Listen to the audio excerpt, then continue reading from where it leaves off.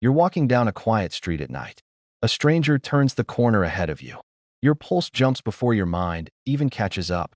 You cross the street without deciding to. You tell yourself it's just caution. But the real answer is far stranger than caution. That flicker of fear was written into your brain 200,000 years before streets existed, before names, before the word safety meant anything at all. For most of human history, a stranger wasn't just unfamiliar. A stranger was a mathematical anomaly. Your ancestors lived in bands of maybe 50 to 150 people. Anthropologist Robin Dunbar spent decades studying why that number keeps appearing across human history, from hunter-gatherer camps to modern friend groups and workplace teams. He found a cognitive ceiling. Roughly 150 is the maximum number of stable relationships your brain can comfortably track at once. Beyond that limit, everyone becomes, in a very real sense, a stranger. So think about what that meant for the people who came before you. Everyone they would ever meet in an entire lifetime. They likely already knew. When someone new appeared on the horizon, there were only two real explanations available. They were lost, or they were dangerous. Your brain simply didn't have the luxury of a third option. That's not an opinion. That's the environment your nervous system was built to survive. Encounters with true strangers were rare enough that they usually carried weight. A stranger might mean a trading partner from a neighboring band, arriving through careful, ritualized contact designed specifically to avoid triggering violence. Or a stranger might mean a rival group scouting territory before a raid. There was rarely a neutral in between. Your ancestors couldn't afford to wait and see which one it was. The ones who hesitated too long around the wrong kind of stranger simply didn't pass their caution or their genes on to the next generation. The ones who reacted fast, even when it turned out to be nothing, survived to have children who reacted just as fast. Buried deep in your brain is a small almond-shaped structure called the amygdala.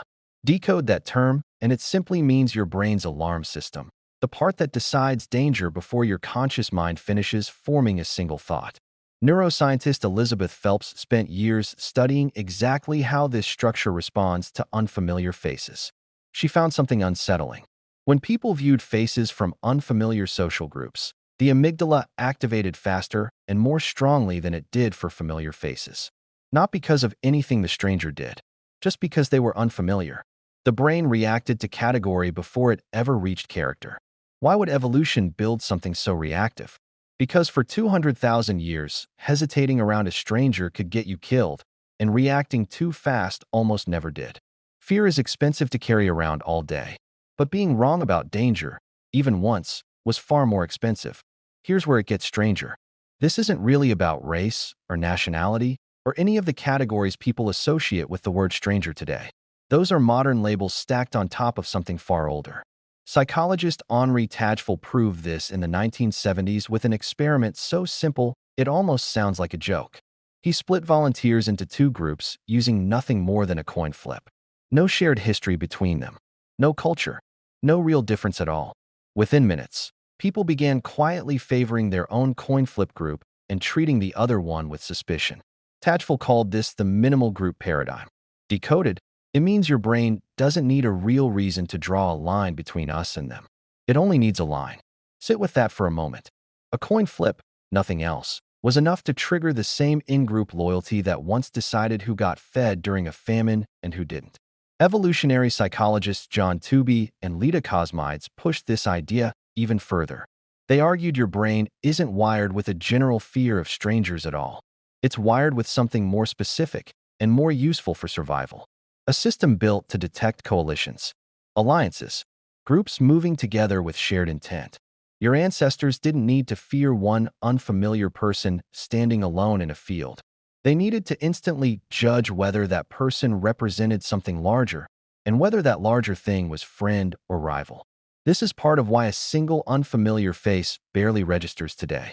But a group of unfamiliar people moving together, especially after dark, still sets off something ancient and immediate. Your body runs this exact calculation today, right now, without asking your permission. Not because you're paranoid, because the software is 200,000 years old and nobody ever sent an update. Notice how specific this actually is. It isn't unfamiliarity in general that sets off the strongest response. It's unfamiliarity plus number, plus coordination, plus the sense that the people in front of you are moving as one unit rather than as individuals. A lone unfamiliar figure reading on a park bench barely registers as anything at all. A cluster of unfamiliar figures moving briskly in the same direction, at the same pace, toward the same place you happen to be standing, registers instantly. You don't decide to notice the difference. You just do. That's coalition detection doing exactly what it evolved to do, sorting the world into individuals and groups before you've consciously looked twice. Now here's the twist that changes everything. This system was never designed to keep you safe from danger in general. It was designed to keep you safe from unfamiliarity specifically. Those are not the same thing. Statistically, the person most likely to harm you throughout human history, and still today, was rarely the stranger on the street. It was almost always someone already inside the circle. Anthropologist Napoleon Chagnon documented this pattern among the Yanomami communities of the Amazon, where the deadliest conflicts were rarely with distant outsiders. They were entangled in relationships, alliances, and rivalries within and between familiar groups. The threat that gets you isn't always the one your alarm system is built to notice. This isn't something you pick up later in life either. Psychologist Catherine Kinsler ran a series of studies on infants who couldn't yet walk, talk, or hold a single conscious belief about the world. She found that babies as young as a few months old already showed measurable preferences for familiar voices, familiar accents, and familiar faces over unfamiliar ones. No one taught them that. No culture had gotten to them yet. The preference for familiar over unfamiliar wasn't something absorbed from parents or society. It was already running in the background, waiting for a world to apply itself to. Your brain is exceptional at fearing the unknown. It is remarkably bad at fearing the known. That's the trade evolution made on your behalf. You're still living inside that trade every single day, whether you realize it or not. So why does any of this matter now, in a world your ancestors never could have imagined? Because you no longer live in a group of 150. You live in a world of 8 billion people. Every day, your ancient threat detection system is asked to process more unfamiliar faces before breakfast than your ancestors would have encountered across 10 entire lifetimes. Every stranger on your commute, every unfamiliar name in your inbox, every new face in your feed. Your amygdala was never built for this volume. It fires anyway, quietly, dozens of times a day, calibrated for a world where meeting one unfamiliar person was a rare and significant event. This is part of why cities can feel exhausting in ways that have nothing to do with noise or traffic. Your brain is running a full threat assessment protocol on hundreds of unfamiliar faces before lunch, a protocol designed for an environment where you might encounter a single stranger in an entire season. It also explains why disagreements online feel more hostile than they probably should. A stranger's opinion on a screen still activates the same coalition detection system Tajfel identified with nothing more than a coin flip. Different platform, different avatar, same ancient alarm, mistaking a difference of opinion for a threat to the tribe. You're not weak for feeling defensive in an argument with someone you'll never meet in person. You're running exactly the software you were issued at birth, on hardware never designed for global strangers, global feeds, or global outrage. There's a reason the world can start to feel more dangerous than it actually is, too. Researcher George Gerbner spent years studying people who watched large amounts of television news and crime coverage. He found that heavy viewers consistently overestimated how much danger surrounded them in daily life, a pattern he called mean world syndrome. Decoded, that simply means repeated exposure to unfamiliar faces framed as threats, even through a screen, trains your ancient alarm system as if those encounters were real.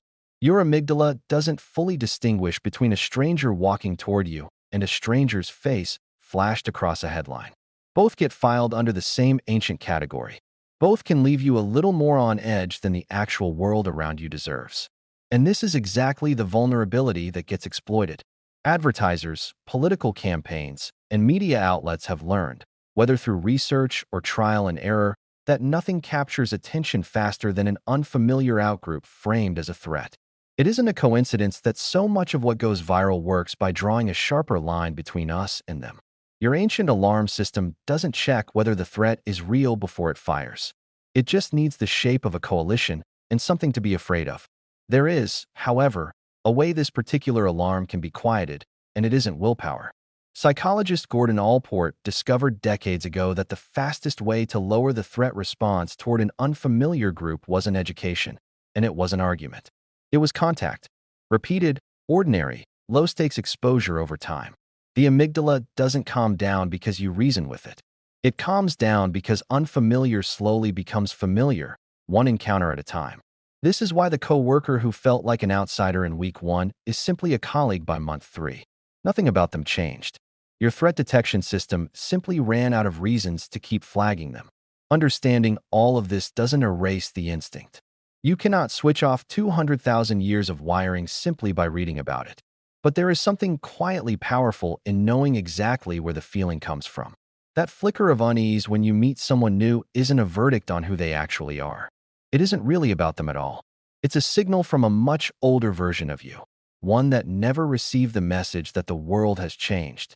Next time a stranger walks past you and your pulse ticks up for no clear reason, you'll know what's actually happening underneath it. It isn't danger. It isn't judgment. It's an alarm system built for a world of 150 people, going off in a world of 8 billion, exactly as it was designed to. You're walking down a quiet street at night. A stranger turns the corner ahead of you. Your pulse jumps before your mind even catches up.